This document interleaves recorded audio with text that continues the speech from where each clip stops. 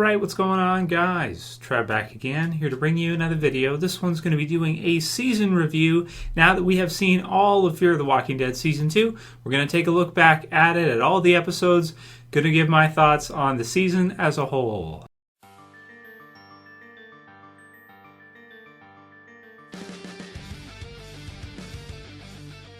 And spoiler warning, if you have not seen Season 2 of Fear the Walking Dead in its entirety. So, yeah, man, really excited still for Fear after such an amazing double finale. Really loved what they did with Fear the Walking Dead Season 2. And going into it, of course, after the first season being a short season a year ago now, it aired August 23rd, 2015, and then it ended October 4th, 2015. This season just finished October 2nd, 2016. So in a pretty short time frame, because they moved up the show with the second season, they started it earlier after The Walking Dead Season 6 ended, we really got like a year and a half in that short period of time. So it was really nice to see them kind of pump out two seasons like that, sort of back to back, so that we got to see them leading up to Season 6 and then after Season 6 of The Walking Dead. So the first season was good. I have it on Blu-ray. It's up there, but it's behind Season 6 of The Walking Dead, as it should be really anyway. But maybe I'll find a way to move it, that kind of deal. Excited to get Season 2 on Blu-ray or DVD when it eventually gets released this winter probably. And so Season 1. Season 1 was a good season, I feel like. It ended great. 6 episodes, so it's short, just like The Walking Dead Season 1. It starts off a little slow, but it's cool to see kind of the breakdown of society and how the zombie apocalypse started, from going from regular life as a high school teacher to actually getting to see full-on zombie apocalypse pretty much by the end of the season. Going into Season 2. So my expectations for Season 2 were pretty much just that, was hoping to see some new stuff. Was hoping to see some different things from the show that did not remind me of The Walking Dead, that felt original, that felt different. And they brought us that 100% with Season 2. We split it up into basically two sections for the second season, as far as I look at it as. You've got the first half pretty much with the Abigail. So we see them on the Abigail. Now, it does finish off with Shiva and Secret Service. So in the last episodes there, you do have them kind of landing in Mexico and the compound with Celia and that for the last two. But for the most part, the first season can be thought of as the Abigail kind of travel mission type deal. And then the second half, we have pretty much their time in Mexico, which we'll see if they stay in Mexico at all. I'm kind of expecting them, as I said in my predictions, to head back to the States now. So Season 2 for me is kind of a special season, I think, because it's so different from anything we've seen in The Walking Dead. Once they head back to the U.S., I'm sure it'll still be different, but this one is very foreign. It feels very foreign, as it should, because they go to another country, which is really cool, and I'm really happy they decided to do that. It certainly stands out, and it does not feel like the regular Walking Dead at all. I mean, especially on the boat, and even the second half, too, with the Colonia and the different communities in Mexico is totally different from what we're used to with the regular Walking Dead in Georgia and, where they film and everything. So let's start with the first episode. So we had Monster. So that was Season 2, Episode 1. I feel like, getting to see the water and everything. You've got Strand. He's got some good stuff in there at the beginning where we can't really trust him. We don't know really what's going on with Strand. You guys remember that feel where it was like we weren't sure if he was to be trusted or if he was with our group or against our group. And I really like what they did with Strand this season. They really made him a very relatable character and cunning and wise and smart and a little devious. But that was a nice twist when we found out that he's gay as well. So really cool. So understanding his motives. So Daniel was talking to him about that. Then we all fall down. So the group docks on a nearby island to escape pursuit of the unknown ship. So this is the one, yes, this is the one where we see kind of the survivalist family. If there's any episode from this season, that might be the weakest. It's not a lot happens in that episode. They go, it's kind of like they visit with them, and then they leave. It almost feels like the entire episode could be removed 100%. But it's not bad because you get to see them on the boat, seeing different locations, and it makes sense they would try to avoid the ship that's coming after them with the pirates, so to speak. And then we have Ouroboros, which is another good episode. While Travis repairs the boat, remember that, Madison confronts Strand about his destination. And then we have Nick finds a new tactic to appear as one of the dead, covering himself in blood. So we had some good stuff with that one too, getting to see kind of the beach and that kind of stuff was good too. Blood in the Streets. I remember this one as being really good. Nick goes ashore to find Strand's contact in Mexico. The group allows a family in distress on board. It really exciting, man, with that, where they ended up actually being a group of villains and everything. So I really liked that one. And then we had kind of the back and forth between their group and the, I like to call them the pirates, I guess. Jesse McCartney and the rest there is fun. Alex. And that's pretty cool. We've got Captive. So the group plans to use the hostage as bait. This was great, man, to get Travis and Alicia back. Alicia attempts to befriend Jack. You guys remember that? And find her way home on her own while Travis is locked in the cell. So we got kind of the back and forth of that, and it ends with Alicia breaking free from Jack. And I think we'll see Jack and the others again. I really do. And then goes with Travis and Madison back to the yacht. So Captive is one of the best episodes in the first half. Blood in the Streets is really good too, but I really like kind of the scenery. She jumps off and she gets away. It was pretty exciting. They give what's his name, Jesse McCartney's character, they give him back to his brother there and everything, and it's a pretty nice twist and all that. And man, that was really exciting stuff. I feel like that's some of the highlight of the first half season. So it definitely did not start off bad. I mean, all of this is fresh. All of this is new. Some people say season 2 sucks. I'm like, I don't get it, because all of this is new stuff. We didn't see anything like this in the original Walking Dead at all. Period. Nothing like this at all. This is totally all new stuff. This does not feel repetitive or like anything we've seen before. Seacut Service, so then we've got the continuation, then we've got Shiva. So they kind of get into some gunfights and stuff like this as they're going there, but then eventually they get to Celia's compound. We see the death of Thomas and all that, and then we have kind of, Nick and Celia form a connection right away. You've got Madison who kills Celia. You've got Daniel who seems to be dead, but as we know now, it seems like he'll probably return, so far as what we're hearing outside of the show. But it was a really cool kind of, I feel like, mirror or parallel to The Farm and Herschel with her, but it wasn't so similar to where it angered me. It felt like a nod to it to me, like an Easter egg type nod, and I did like that, and it ended off with a pretty big bang.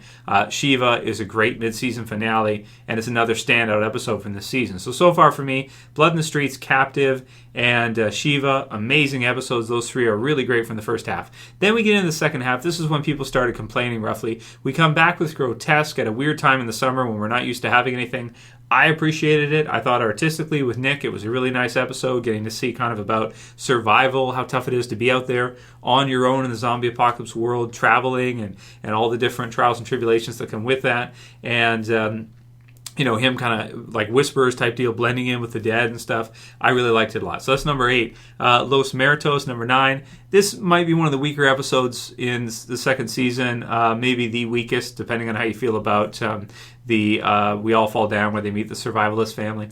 Los Muertos is not the best. Then we have Do Not Disturb, which I really like, because we got the hotel, we're getting used to the hotel, we're just kind of getting to check it out, we're finding out about, how Elena and Hector, is it Hector? I believe it's Hector, they survive, and how that worked for them and everything. You've got some good stuff with Alicia here, where she becomes pretty badass, and she helps to clear it out. You've got the part where she'll go over outside the windows, and then the bed sheet goes across, and then she'll climb across and stuff. Some pretty good zombie kills and stuff that she does, and then some nice kind of spotlight on her and her intelligence to lure all the zombies out to the pier, jump down, and have Madison go back. So really smart stuff with that. Pablo and Jessica, some nice flashbacks to the hotel. Is a really cool location as well too. Now again, haven't seen anything like that in the regular Walking Dead. Totally new. They don't have hotels like that in. We've never seen that in The Walking Dead. Pillar of Salt. So this episode to me is a bit just kind of like, part of the story. There's not too many. Strand being stabbed. That's the main standout from the episode. Still a really good episode, but there's just a lot of different things happening. And so it's just kind of part of the flow. Date of Death. This one for me, episode 13, 14, 15. Date of Death is a special episode for me. In terms of character connections and character dynamics, this one was brilliant, I want to say, because it sets us up with, you've got Chris, you've got Travis, you've got all this stuff that's going on, and it kind of sets us up for a nice fall. It builds us up with, you've got James, you've got Derek, you've got Brandon, you've got Chris, and it sets it up for a really, really good fall as Chris decides to leave his dad, sort of choosing his gang friends, so to speak, over his father. He leaves, and then we have Travis who finds the hotel and the others there. Very, very well done, I felt like, and definitely made you feel for Travis, made you more attached to Travis, and almost in some ways parallel in The Walking Dead Season 2, where you have a very character-centric type of story between Rick, Lori, and Shane. In this one, we have Travis and his son with the others, of course, and they have their own stuff going on, more characters and more locations and different stuff, whereas The Walking Dead Season 2 is just about the farm, really. A few things happening, but not all centered around the farm. This one, we have lots of different locations, lots of different things happening, and really get to see, a huge spoiler warning here, of course, a big fall when Travis finds out that his son has died in kind of a ridiculous way, just as a simple, car crash. So, yeah, man, absolutely crazy. So, then in Wrath. Okay, this one stands out to me. I think this is the best episode of Fear the Walking Dead. It continues. It ends with Travis and then he wakes up in the next one, so it continues on into North. But if I had to pick an episode, I think that Date of Death and Wrath, the combination of those two, in terms of character dynamics, in terms of storytelling, are some of the best out of the entire series, I think. The Season 1 finale, The Good Man, is incredible. The mid-season finale is awesome with Shiva. But I really liked Wrath. I mean, getting to see Travis transform like that, the loss of his son and everything, that death, because I never liked Chris anyway from the beginning, and they used Chris's death to force Travis to lose himself. He totally loses himself in rage and kills the two of them, and then also kills Oscar accidentally as well too, causing all kinds of things to happen in North, like them having to leave, him getting beaten up, Alicia killing, them getting away, Strand. It's Wrath. Wrath, I think, I'll just say it. It's my favorite episode of the series so far. And if I was, some people ask me my questions about why did I not give the double finale a 10? Well, I felt like North, maybe there were some things in North they could have done a little bit better, including the attack on the Colonia from the gang. I thought could be a little bit better done. At least we could have seen, it would have been cool to see the zombies attacking the gang and to see the gang lose and how that went down. I think there was potential there to show some great zombie action, and they kind of skipped it a little bit for us. It's not a huge deal. It's still an incredible finale. But I can't give it a 10 if I feel like, okay, there's an opportunity that they could have really used for some good stuff there, and they skipped it. That said, though, Wrath stands out, and then North is a great finish, and we got to see them back-to-back, so it was incredible. So in terms of Season 2, I don't understand it. I really don't get it. I don't get what all the complaints are about. In terms of a season rating, I'm going to give this one an 8.5, man. I mean, I really, really love Season 2 of Fear. I think it's easily better than the first season, being the first season was only 6 episodes. Episodes 1 and 2 and 5, and even 4 too, really. They're pretty slow. They're not bad, but I think the Season 2 episodes are better. I think if you look at where the Season 2 has taken the characters, Strand and, Chris and Travis, and they're just in a totally different place now, and I'm really emotionally feeling some really strong connections to the characters now. It's Kirkman doing what he damn well does. They did say in Fear that he actually does, help a lot with the writing in Fear, so it's not like it just has his name on it and he's not involved. I was under the impression he was loosely involved, but it sounds like he's not that loosely involved. He's pretty involved with everything and what they want to do.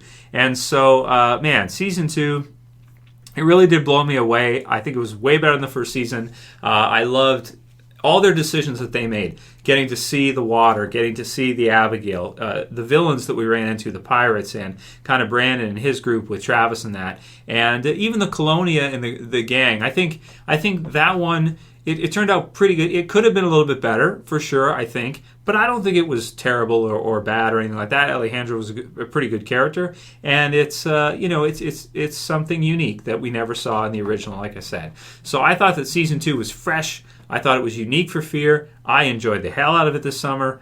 I really don't get why a lot of people were really, really upset with it. Sure, sometimes Fear is more drama-based. It might be a little bit slower, but I don't get it. I love the finale, Wrath, and the stuff that happened with Chris. I think it can almost rival the Shane and Rick, season 2 stuff that happened there with Chris, Travis, and Brandon, and James. Just what happens with it. I mean, it's just, man, it was such a great scene to see Travis just lose his mind like that. Was that not like the highlight of the season? The highlight of the series? I mean, for me, speaking for myself, I can't speak for you guys. For me, Wrath, that was the highlight of Fear so far. That was incredible. I mean, the death of Liza, and now Travis loses Chris too. He's lost that whole side of his family that we started out with. It's like, oh man, unbelievable. So, you guys can write your comments below. What did you think of Season 2 of Fear? Are you one of those people that are disappointed? Or in recapping it along with me, do you feel like, you know what? It actually was a really good season.